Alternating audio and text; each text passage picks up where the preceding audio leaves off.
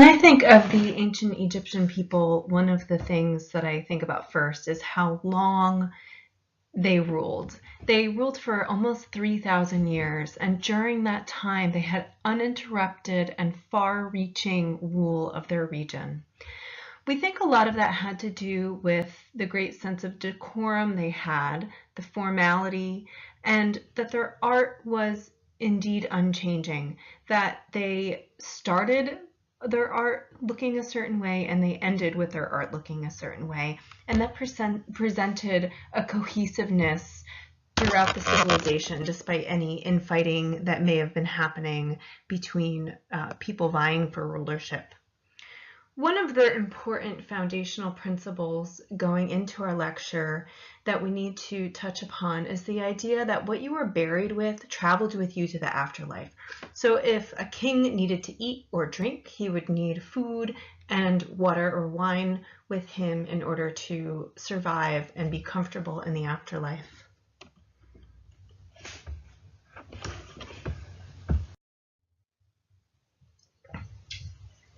The Nile is one of the few rivers that runs from south to north. And in the geography of this corner of Africa, that is significant because, as we know, when we think about, let's say, where Cairo is, where the Great Pyramids are, we think about desert. And the river flowing the direction that it does, it's flowing from the mountains. The headwaters of the Nile River are in the mountains in the south. And as a result, when those yearly floods, when the yearly deluge of water comes, it's bringing a great deal of fertile water from those mountains. So rich, healthy soil is being flushed down the Nile River, spreading and flooding across the banks of the river and creating a very fertile land. In contrast to what we spoke about in our last lecture, when we were talking about Mesopotamia region, the Tigris and Euphrates flooding unpredictably and not having that nutrient-rich soil to rely upon. Early Egypt was unified under a single ruler by 3100, and we'll look at what that was shortly when we talk about the pallet of Narmer in our next slide. But again, a few foundational principles going into that. First is this core key concept of the idea of pharaoh. So we're familiar with the idea of kings and probably have heard the word pharaoh, but what that actually means, the idea of pharaoh means God king. So a king that has been imbibed with the power of God. And in particular, in this case with the ancient Egyptians, that god is Horus. So each king is a living reincarnation. They believe this literally of the god Horus. And as you can imagine, people seeing their king as a god would give that king a great deal more power than somebody that was just ruling as a local ordinance governing body or somebody that was just a king. This person quite literally, according to the beliefs, had the power of a god. Inside each person, whether you were a pharaoh or whether you were a regular everyday person, was something called a ka, and that will be something important later when we talk about the process of mummification and ka statues. A ka is something we can think about as a modern day spirit or soul of a person. This is the part of you that has the imprint, the blueprint of who you are as a being. And this is the piece of you that travels, if everything is done perfectly and correctly in the preparation of your body and your soul after death, the ka will travel to the next life, to the underworld. This is the pallet of Narmer, which signifies the unification of Upper and Lower Egypt. On the left-hand side, we see the Hedjet, the white crown of Upper Egypt. Upper Egypt being in the south, because upper based on the direction of the Nile River flowing. The concepts of the cardinal directions are a more modern concept. So Upper Egypt on the left with the Hedjet, and Lower Egypt, you can see in hierarchical scale the largest figure on that second register on the right with the Deseret, the red crown of Lower Egypt. So Hathor is shown wearing both the crowns of Upper and Lower Egypt, showing that he is ruler of both. Above him, on the left-hand side, you can see that there are two cow-headed goddesses. That is the goddess Ba'at, and she is the goddess of music, and she's very closely related to the goddess Hathor, who is the goddess of fertility and childbirth, and sometimes their personalities can blend together. Beneath the two of them, you'll see a little square glyph, and that's the name glyph for our ruler here, our ruler Narmer. In Narmer's hand, you see this large mace, and he is in the action of smiting. That's a word we use and hear. Hopefully we're not using it too often, but a word we hear in modern language, and the word literally means to hit with a blunt object. So he is in the process of smiting his enemy at his knees, and below him you see again more enemies that have been conquered. Right above his hat to the right-hand side, you'll see the falcon, and that is a representation of Hathor, the god that he is incarnated from. If we look at the reverse side of this, we again have Ba'at at the top, another of his name glyph, and then that second register down, if you look all the way to the right-hand side, you see something quite grotesque. You see about 10 of his enemies there with their heads taken off and those heads set between the legs of the deceased. You also notice that marching towards those deceased is Hathor. He is not in the front, but he is clearly the center focus of this image here. And that sense of hierarchical scale, hierarchy, the biggest is most important. He is twice as large as any other figures in this image, and his attendants are so small they look like infants marching in front of him carrying his standards.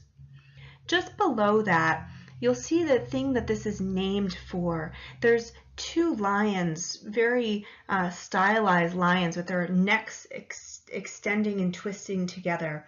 And in the middle of that, you might be able to tell that there is a little round inset area.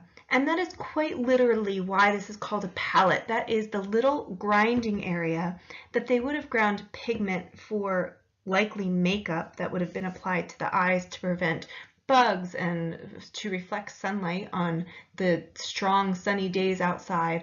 So that little area of this 2-foot tall pallet would have been used to grind up pigment. We mentioned the god Horus in reference to the incarnations of all the kings that have come. And I just wanted to mention here, in looking at this image of him, the falcon-headed god, first off we see the combination of the two crowns, the Hejet and the Deshret, the red crown of Lower and the white crown of Upper Egypt. They're combined here to show again that unifying power of the two regions. Also, when we look at Hathor, he is anthropomorphized. He is human largely in form, but again, those gods will have follies of the humans, but they are immortal. They are beyond time, beyond measure.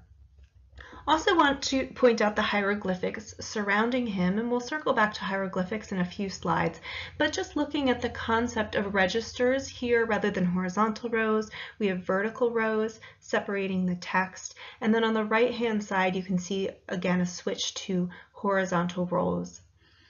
The person or figure Horus, this concept of the god Horus, often associated with the sun and associated with the creation story of men, sometimes can be interchangeably called Re and Ra, especially when we are talking about modern pop culture. And those deities were used as slightly different personalities, but for our concepts in what we'll talk about in class, we'll continue to refer to this deity as Horus.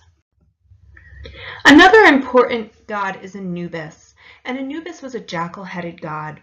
When we think about early Egyptian mythology, the earliest gods we see are the scarab beetle. That was the first thing that was venerated, this small beetle that survived in the desert against all odds. And then very shortly after, the idea of the jackal god, who eventually became known as Anubis.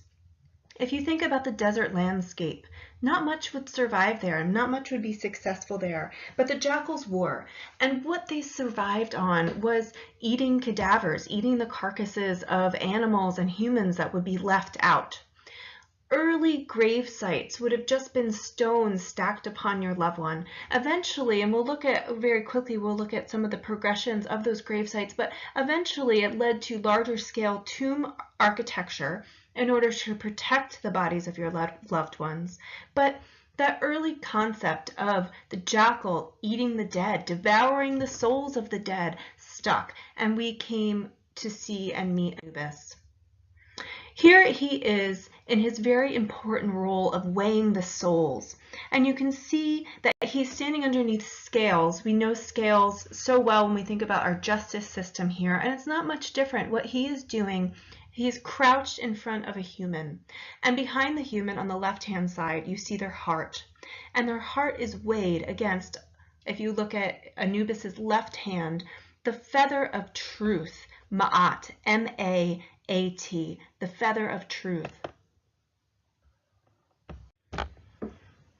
If the person's heart was found to be not pure, if you look all the way to the right, the goddess Amit would devour the heart, and that would cause the soul to wander for the rest of eternity. One of my favorite characters in the Egyptian pantheon is the goddess Hathor, shown here. Hathor was the goddess and guide of women in childbirth and while pregnant. So at the beginning of life, as a mother grows her child, as a mother births her child, she had the protection and would seek the comfort of Hathor. Hathor was also the goddess that protected you at the end of life. When you would die, and in between death and your opening of the mouth ceremony, once your mummy was prepared, there was about a 70-day period of time there. And during that time, it's thought the soul is a bit adrift. It wanders a bit, trying to understand where it's supposed to go and what it's supposed to do. And Hathor would protect you during that period of time.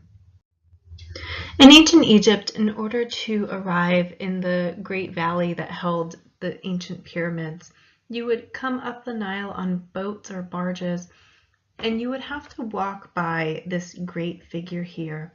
This is the Sphinx, which has the head of a pharaoh and the body of a lion. And remember, we've heard about lions a few times now in our lecture, this ever watchful, aware, protective being.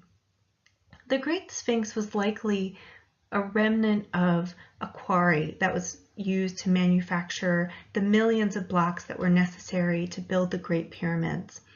We're relatively sure now, just from dating, that the face represents Khafra, one of the pharaohs of the Great Pyramids. It's left to us in a pretty debilitated state, as you can tell, and there's a myth about it that Napoleon had shot a cannon at its nose to blast it off. But what we know is that that likely didn't happen, but the deterioration is actually a result of its coming into life as a whole. So as they quarried this area, this limestone cliff that would have stood here, they eventually hit softer rock that wasn't good enough to use for the limestone blocks for the pyramids. And as the Egyptians tended towards great displays of art and great displays of their faith, they took that opportunity to sculpt and create this image, the Sphinx. Ancient Egyptian antiquity artifacts had made its way into every great collector's collection for several millennia, but they still did not know how to translate the language. Napoleon was an explorer and often would send people, his people, into different regions in order to collect artifacts. And one of the treasures that were discovered under the Napoleonic expeditions was this here. This is called the Rosetta Stone. It's quite large and heavy. It's carved out of that dense basalt rock, the same type of rock that the Log Code of Hammurabi was carved out of. And it gave us the keys we needed in order to translate hieroglyphics finally. We were a culture living within the ruins of ancient Egypt, but not able to understand the language of ancient Egypt. The gift of the Rosetta Stone is that it's the same words in 3 different languages. It's a celebration of Ptolemy coming to power. And on the top is hieroglyphics in their glyphic form. That second area is Demotic, which is a lower form of hieroglyphics. It's a language that was spoken and written by the more common people. Hieroglyphics was more of a highbrow language. And on the bottom, Ancient Greek. So using these 3 texts together, we are finally able to uncover the mysteries of hieroglyphics. For the Egyptians, death was not the end. They would transition to a similar existence, just on a different plane. The dead had to be physically preserved along with their earthly possessions, and that was important because the body needed to last for them in the afterlife. The body was the vehicle for their soul, for their ka. In case the body wouldn't last for some reason or was damaged or destroyed, they had a surrogate body called a ka statue, and we'll look at a few examples of ka statues in a few slides. The funerary process lasted 70 days. And the initial steps were to remove the liver, lungs, stomach, abdomen, and intestines. The brain would be extracted with a hook, much like a crochet hook, through the nose, and the heart was left intact. I'm going to post a video to the mummification process, and you'll see that in the video that in the mummy they're talking about, the heart was actually taken out and the lungs were left. And we're not entirely sure why that was in this case. The corpse was packed out in order to retain the shape of the body, and the body was dehydrated with salt. Features were painted of the human so the mummy would be able to recognize the individual. And at the end of this whole process, there was something called the opening of the mouth ceremony. And the ceremony was a 75 to 85 step ceremony where the body would be ceremoniously fed through the images that were painted on it and on top of the sarcophagus. And they would be fed meat representing Upper Egypt and Lower Egypt, water from Upper and Lower Egypt, in order to make sure that the soul has the nourishment it needs when it carries on. Often the mummies were paired with these ka statues, and the marriage of those two would hopefully mean that this person had everything they needed in order to survive in the next life.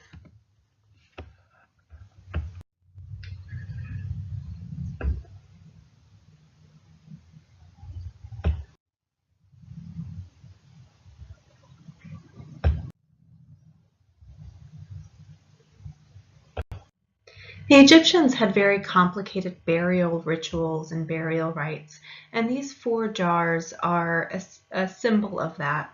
When the entrails were taken out of the body for the mummification process, they would be stored in these limestone cut jars.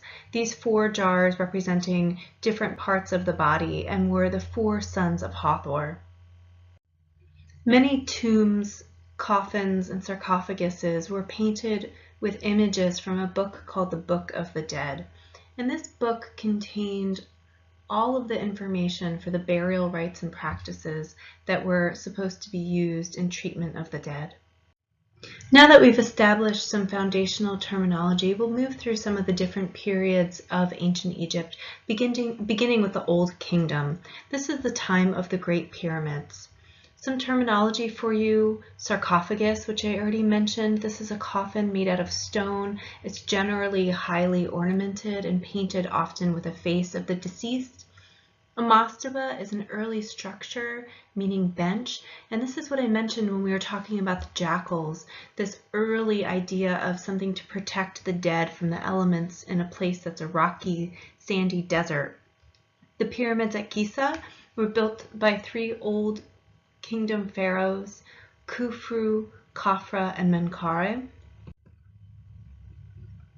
Here is a little transition graph, and I'll post the link for the video for this, that shows what the old burial site, just stones piled on top, transforming to a mastaba, to a stepped pyramid, a bent pyramid, and then eventually the smooth-sided pyramids like at the Great Pyramids of Giza.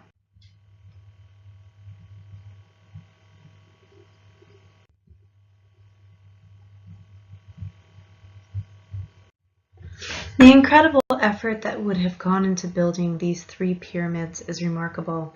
And as we can see, right outside of these 3 giant pyramids, you can see that there's several smaller pyramids, even if you look all the way to the right, fading off into the distance as the haze of Cairo takes over in the background. You can see there's several smaller pyramids there. There's several dozen pyramids here in the Valley of Giza. And the three largest are Khufu, Khafra, and Menkaure, which is a grandfather, a father, and a son, three lineage of generation of pharaohs. The pyramids themselves were created out of these giant carved limestone blocks that were quarried right here in the valley at Giza. They weren't moved very far, but the engineering it would have taken in order to build these is extraordinary, especially considering the acreage that they take up and that we're talking about millions of blocks. At the top of the center pyramid, you can see that the top of the pyramid has a more smooth structure to it, and all three of the pyramids would have been faced in a smoother limestone that has eroded and even in some areas been taken or reclaimed by people in the surrounding areas over the many years the pyramids have been there. In this aerial reconstruction here, you can see the causeway that leads to the left-hand side of the Sphinx to the Great Pyramid. That largest is Khufu's. Khafra's is to the right, which is 15% smaller, and Menkaure's in the back left-hand corner, which is 10% smaller than Khufu's.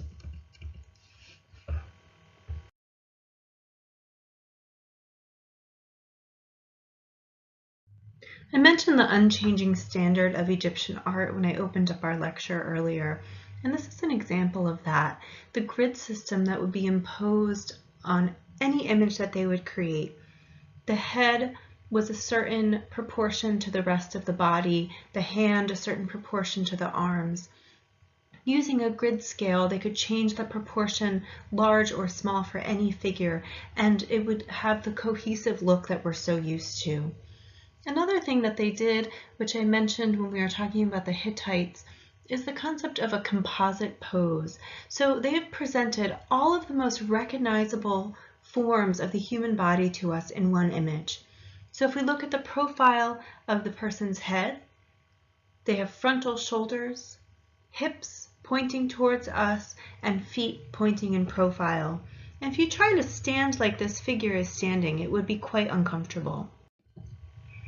In this image, this is a stone cutter's own tomb that he unfortunately never got to finish.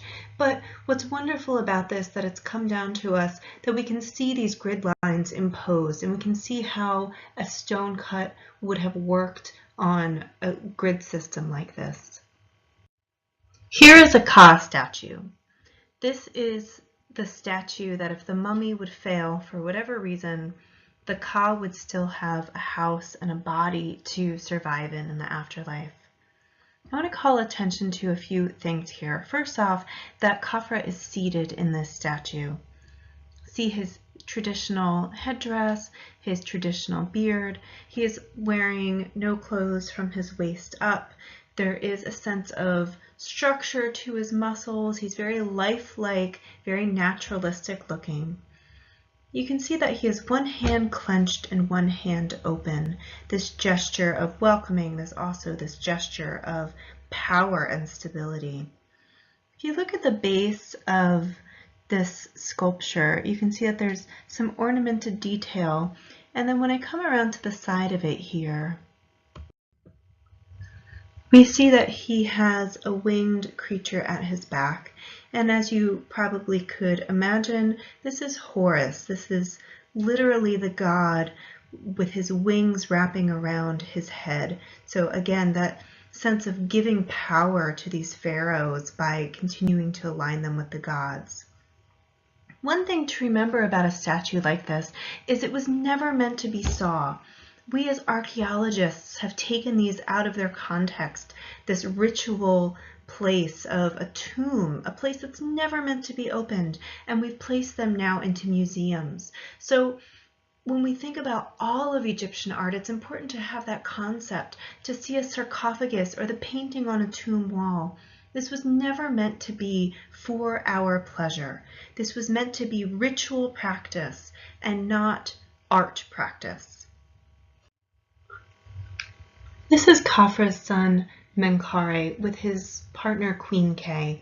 He had several wives, and she wasn't one of his particularly notable wives, so we're not certain why she's featured with him in his Ka statue here.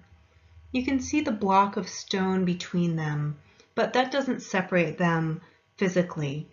Her slim form on the right side, his muscular on the left. She has gathered him into her arms with a tender touch. He has his clenched fists of the pharaoh, of the ruler.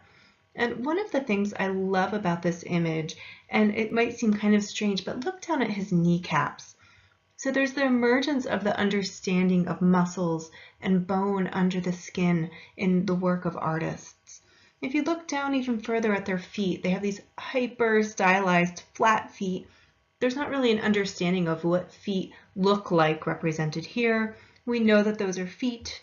We get what they're hinting at, but it's not hyper realistic. But that attempt of the work and the detail in his knee is something that is a harbinger of the evolution of sculpture that'll come, especially once the Greeks begin making their intricate and incredible naturalized sculpture.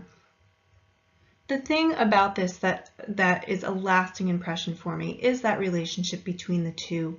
The tender touch, her only a slight step behind him, both of them with their feet stepping forward. They are in union and a unit here. A bit of a divergence from this funerary, highbrow, dense sculpture is this Ka statue of someone that was a scribe. We call this the seated scribe. And unlike all the dense, heavy material of the sculptures we've seen prior to this, this is carved out of the humble material of limestone, and you can see that it's been painted to accentuate the detail. This scribe, unlike Menkaure and Queen K, is not showing a human at their finest youth, at their finest physical fitness. This is showing us an aged man, a learned man. So his work would have been to write hieroglyphics, and as a result, he had a career. He had an income source that allowed him the luxury of having a Ka statue. We do not have too many of these everyday human Ka statues. It's generally the royalty that has the privilege of leaving these behind. In the Middle Kingdom, art becomes slightly more naturalized, and this is the period that rock-cut architecture comes into play. None more lovely than Lady Senui, this naturalized, soft look to her. If we look at the image on the right, that close-up of her face, we get that slight archaic smile, the Greek archaic smile that comes out of art like this. She is just subtly hinting at joy. And that smile, that idea of that subtle smile, carries forward into art several thousand years when we think about pieces of art like the Mona Lisa almost 4,000 years later. In the New Kingdom, we have the establishment of pylon temples using post and lintel architecture to create these vast open spaces. The worshipper has an opportunity to have a relationship with God with the invention of the temple. So prior to this, it would have been personal attention between you and God in your home, or priests that are performing rituals in the background behind closed doors while they're preparing mummies or performing other rites for the good of the king or the good of the region. But here we have an open relationship between the common people and God, and a way for them to act out those rites and rituals between them and God. Obelisks come in at this point as well, a tapering four-sided pillar ending in a pointed tip called a pyramidion. And the idea of colossal, we spoke about colossal architecture when we were talking about the Hittites and the Lion's Gate. So over life-size statues that are so big, so great that only giants could have built them.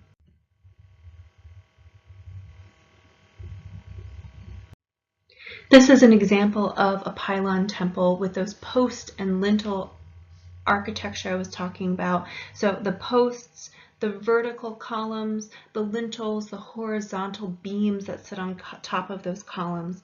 As you can see, it's opened up a great deal of space between them. So it opens up a room rather than having these smaller, darker spaces. The invention of clerestory lighting as well, which the Greeks and the Romans carry forward, and then it's something we see in our early Christian basilicas as well. If you look at those large central columns on the right-hand side at the top, that would be a place that light would be able to come in to provide light to the innermost area of a building.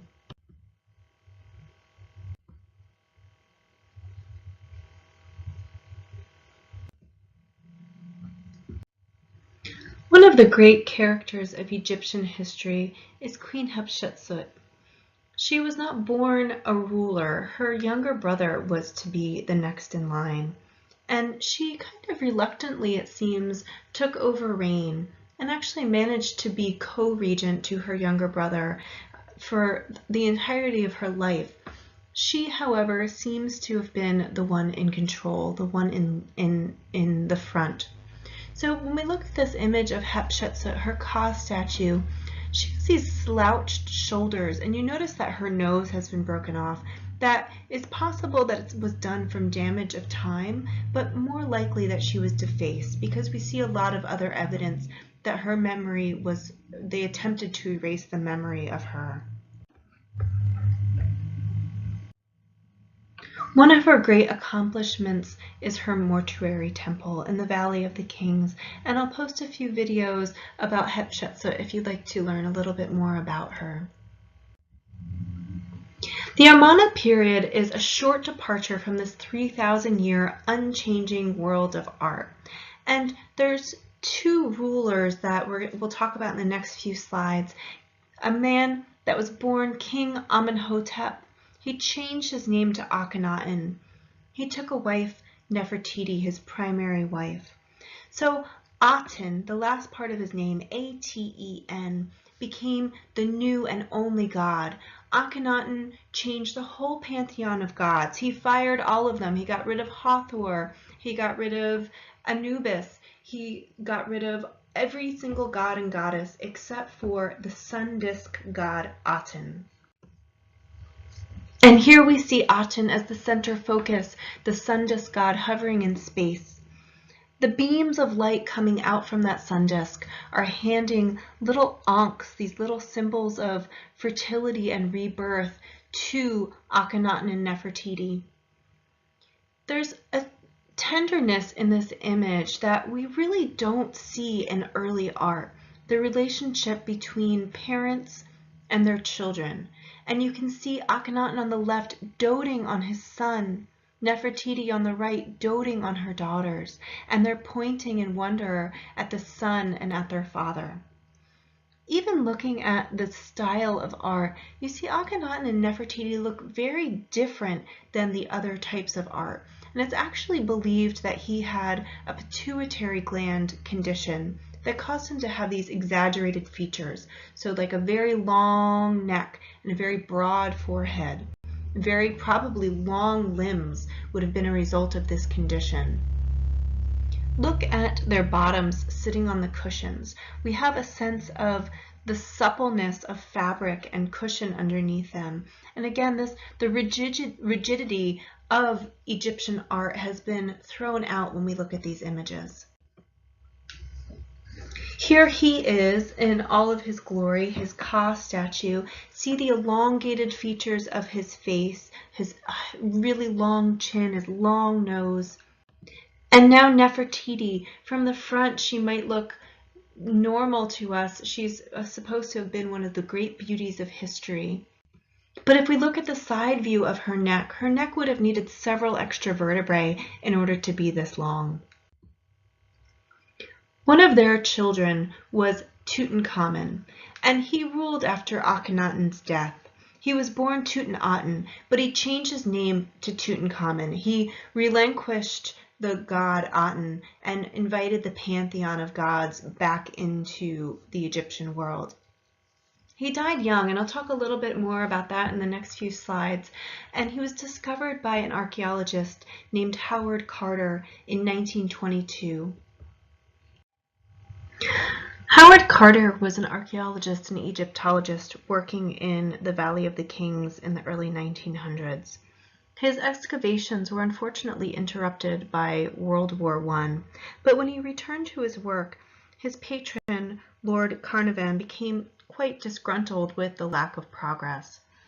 Eventually, he returned to an area that there were several mud huts, and he had been intrigued by the area in his early excavations before World War I. A young boy who was carrying water tripped over a large stone, and it drew attention to the area, and it turned out to be a staircase that led down. They excavated the staircase and found a doorway that was sealed up by mud, and he had the whole pit filled in. He called for his patron, Lord Carnarvon, to come, who did come with his daughter Evelyn, and they opened it all back up. He poked a hole in, Howard Carter, using a chisel that his grandmother had given him for his 17th birthday, and he peered inside. He was asked by the Lord what he saw, and he famously responded, "I see wonderful things." What he did find was one of the first and only intact tomb chambers as it was left by the Egyptians so many thousand years ago.